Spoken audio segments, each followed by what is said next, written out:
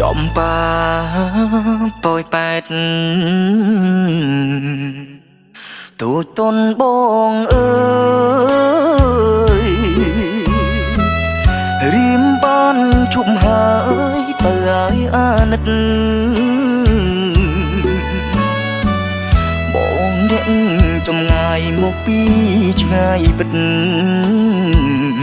ពេលយប់ងងឹតសូមជ្រកទាំងមុំបើអូនលឺហើយ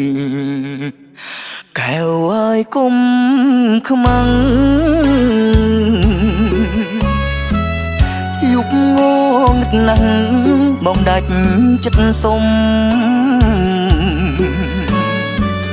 ខ្ទមស្បូវកំសត់របង